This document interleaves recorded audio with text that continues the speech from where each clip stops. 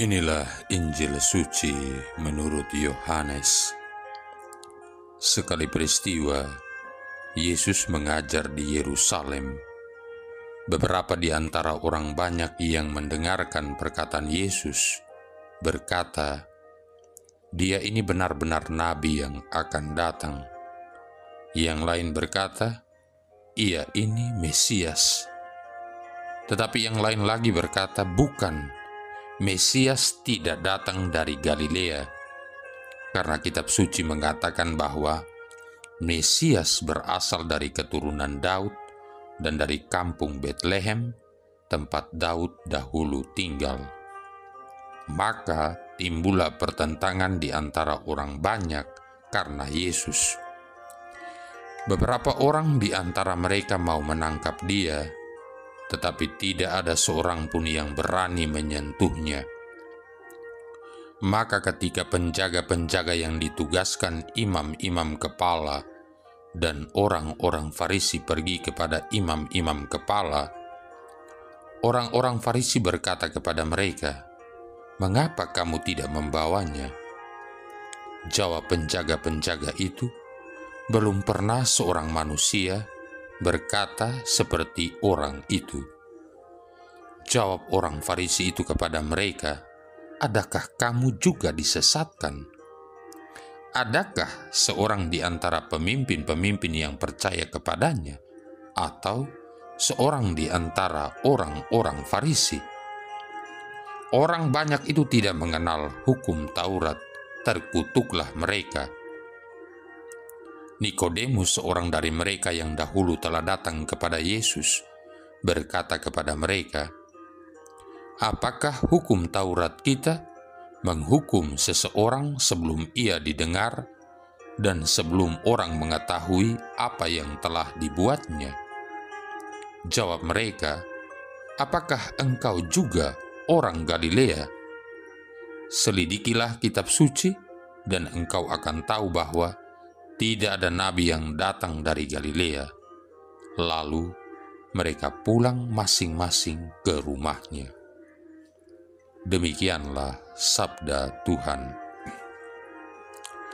Saudara-saudari yang terkasih, Juli tahun 1941, seorang tahanan perang menghilang dari Auschwitz, yakni sebuah kamp konsentrasi Nazi bagi orang-orang Yahudi yang terletak di sebelah selatan Polandia. Tentu saja hal ini membuat tentara Nazi heran. Jika dalam waktu 24 jam tahanan itu tidak ditemukan, maka 10 orang dari sekitar 600 orang yang ada di sana akan secara acak dipilih untuk dibunuh. Waktu eksekusi pun tiba.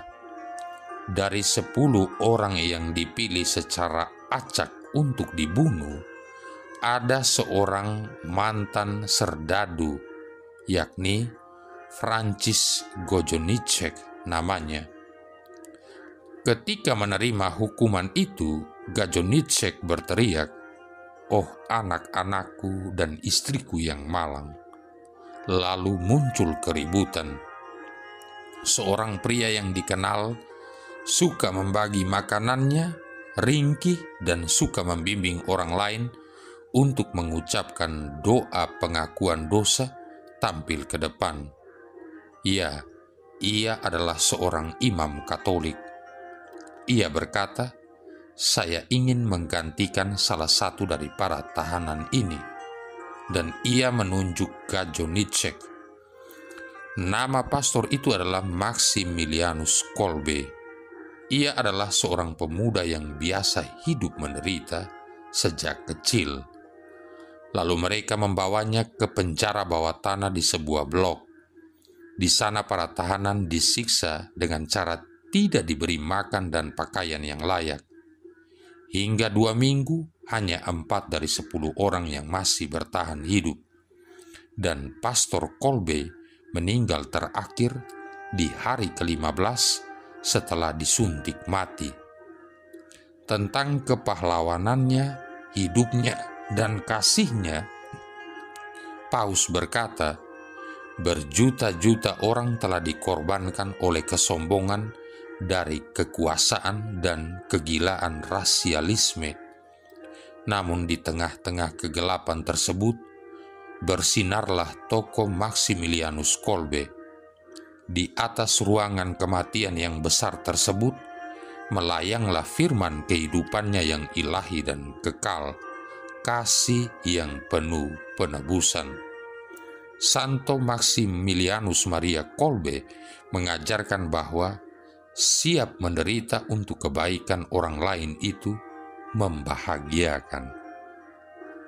Saudara-saudari yang terkasih, bacaan-bacaan suci hari ini dari kitab Yeremia bab 11 ayat 18-20 dan Injil Yohanes yang barusan kita dengar bab 7 ayat 40-53 berbicara kepada kita tentang nilai rohani dari penderitaan. Nabi Yeremia mengalaminya ketika nyawanya terancam di Anatot. Tuhan memanggilnya untuk bernubuat di tengah umatnya yang sudah tidak memperhatikan keadilan sosial di antara mereka.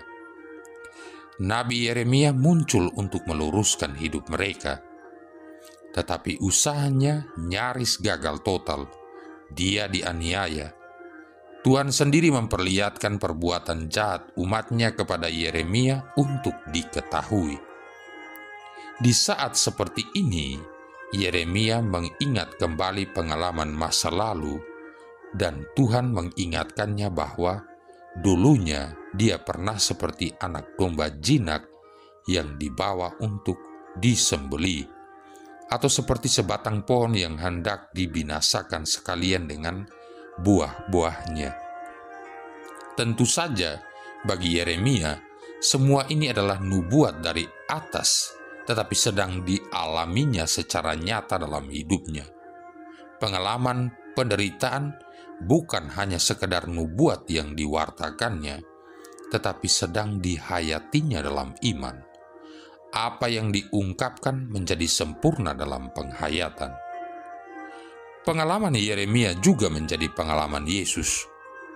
Orang-orang mempertentangkan identitasnya sampai menyelidiki kitab suci.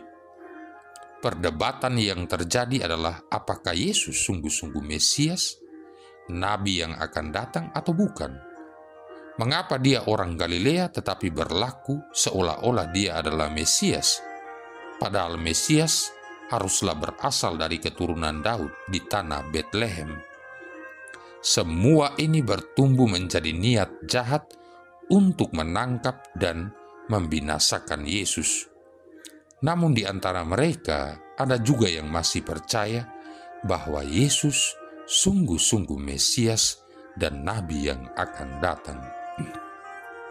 Saudara-saudari yang terkasih, Yeremia dan Yesus mewakili banyak orang yang diutus Tuhan untuk membawa umatnya ke jalan yang benar. Nubuat dan pengajaran diberikan kepada umatnya, tetapi yang ada adalah situasi pertentangan dan kekacauan. Rencana jahat untuk membasmi orang benar pun dilakukan. Yeremia dan Yesus sama-sama mengalami ancaman pembunuhan. Hal yang kiranya menjadi tanda kehebatan Yeremia dan Yesus adalah mereka tidak takut dan gentar. Mereka taat pada kehendak Bapa di surga. Yeremia banyak mengalami penderitaan, tetapi membawa banyak orang kembali ke jalan yang benar. Yesus menderita sampai wafat di salib, tetapi kebangkitannya membawa hidup baru bagi umat manusia. Penderitaannya membawa keselamatan. Saudara-saudari yang terkasih, dunia ini akan menjadi indah ketika semua orang menyadari makna penderitaan secara positif. Penderitaan memiliki makna positif dalam arti saya menderita supaya orang lain menikmati kebahagiaan. Saya menderita supaya orang lain dapat memiliki nilai kehidupan. Yesus melakukannya ketika dia mengikuti kehendak Bapa dengan memikul salibnya. Salibnya menguduskan dunia. Salibnya membuat hidup kita bermakna dan punya nilai di hadapan Tuhan dan sesama. Betapa berharganya diri kita sehingga Yesus sendiri menebusnya dengan darahnya yang mulia dan tubuhnya yang kudus. Marilah berdoa. Allah Bapa yang Maha Murah Hati, bimbinglah kiranya hati kami, sebab kami sadar bahwa tanpa Engkau kami tak dapat hidup baik. Dengan pengantaran Yesus Kristus Putra-Mu Tuhan kami, yang bersama dengan Dikau dalam persatuan Roh Kudus hidup dan berkuasa, satu Allah sepanjang segala masa. Tuhan memberkati kita sekalian, Bapa, Putra, dan Roh Kudus.